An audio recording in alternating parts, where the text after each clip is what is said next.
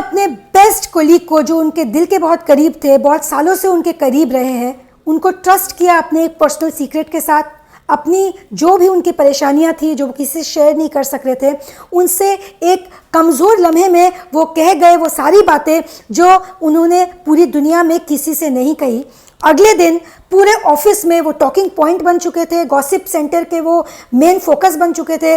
और एक मॉकिंग स्मर्क जो होता है, जो एक झटके से एक ताना वाला जो एक स्माइल होता है, एक चिढ़ाने वाली जो स्माइल होती है, एक एड़ी और तिरछी नज़रों से जो हम किसी को देखते हैं, जजमेंट पास करते हैं, उन सारे नज़रों के वो शिकार बने। उनके बॉस ने भी उनके साथ कुछ ऐसा ही अलग सा जैसे कि मजाक बनाने वाला व्यवहार किया, क्योंकि उनके बॉस के साथ भी उनके जो टर्म्स थे वो सही नहीं चल रहे थे। कहाँ गलत चले गए वो? अपने एक पर्सनल कलीग को ट्रस्ट करना क्या उनकी इतनी बड़ी भूल थी? जी हाँ, वो उनके जीवन की सबसे बड़ी भूल बन गई थी। और इसके लिए जो इंसान जिम्मेदार था वो स्वयं खुद थे। मैंने उन्हें यही सुझाव दिया और उनसे यही कहा, आप सामने उस कलीग को जितना चाहे कोस ले, उसे उसके कर्म पे छोड़िए, क्योंकि इसके जिम्मेदार आप हैं। उसने जो किया उसका भुगतान तो उसके लिए तय है। गीता में कर्म की व्याख्या हमें बता दी गई है और कर्म का जो परिणाम होता है वो भी हमें बता दिया गया है। बाइबल और कुरान ने भी हमें मकाफाते अमाल और जो डीड्स के फॉर्म में गुड और बैड डीड, रिवॉर्ड और पनिशमेंट के फॉर्म में जो है बता दिया है कि आप कुछ गलत करेंगे तो उसका परिणाम क्या होगा।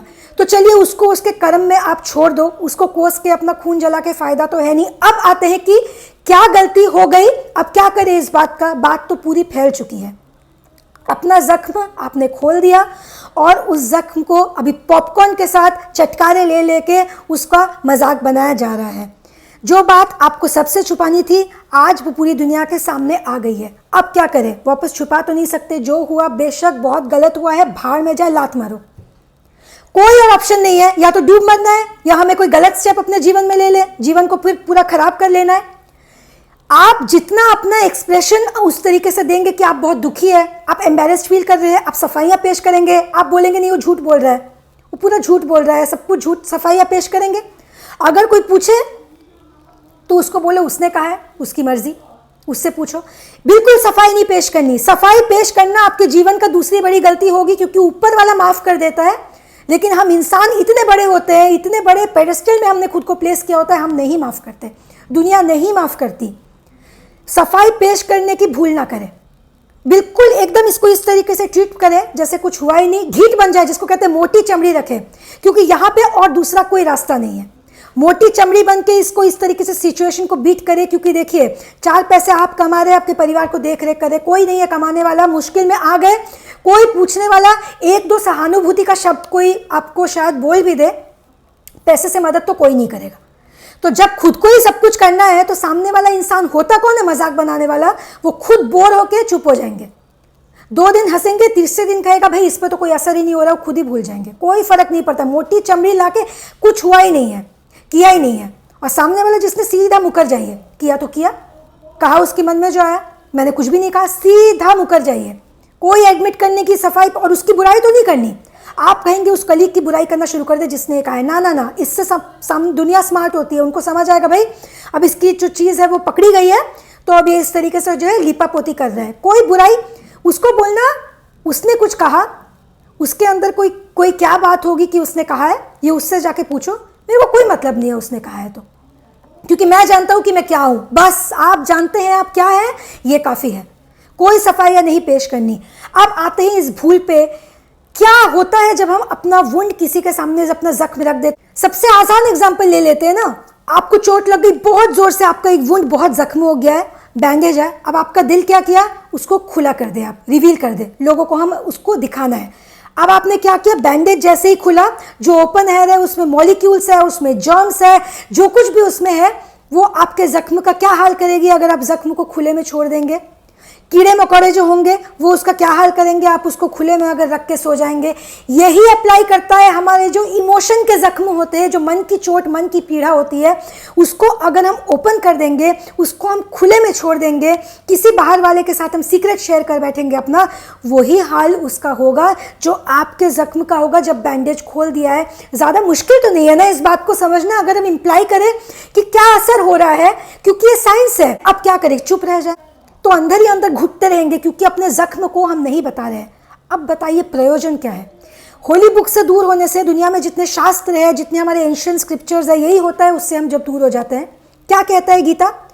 कॉज एंड इफेक्ट की वजह से ये जो पेन होता है, जो सफरिंग है, ये अटैचमेंट कॉज एंड इफेक्ट की वजह से, और ये होगा ही, ये हमारी परीक्षा है। क्या कहता है बाइबल?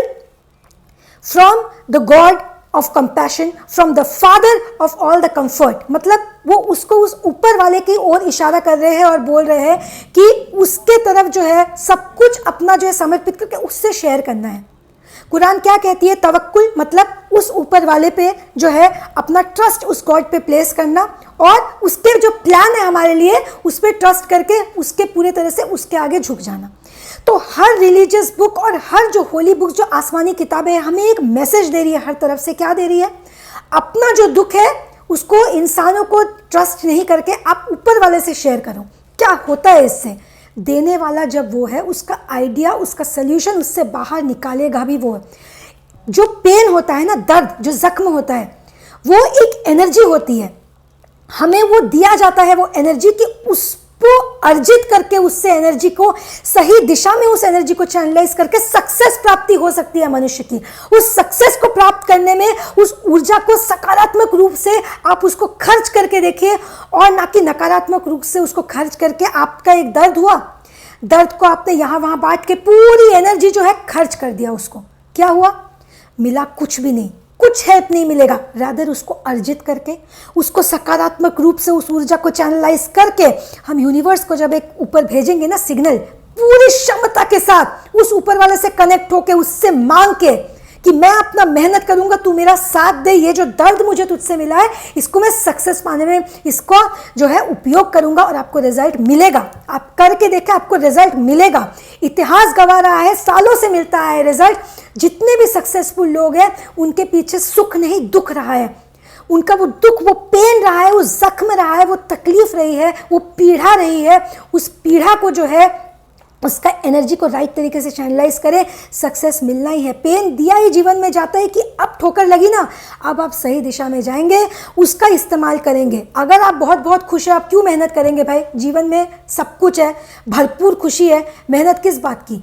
सक्सेस के पीछे दुख होता है। उस दुख को चैनलाइज करने की कला को हम सीख लें, उसको उस तरीके से चैनलाइज कर ले, आज नहीं तो कल, नहीं तो 1 साल बाद, नहीं तो 2 साल बाद, नहीं तो 5 साल बाद गारंटीड है भाई सक्सेस। अगर आपको मेडिकल एग्जाम के लिए बैठे हैं भाई, पता है कि आज ये मेहनत के बाद आप क्या बोलेंगे कि अगले साल मेरे को कंसल्टेशन फीस चाहिए भाई, फिर आगे की पढ़ाई तब करूंगा। दिया ना आपने 5 साल अपने मेडिकल स्टडी को कि उसके बाद पैसा ही पैसा, सक्सेस ही सक्सेस, है ना?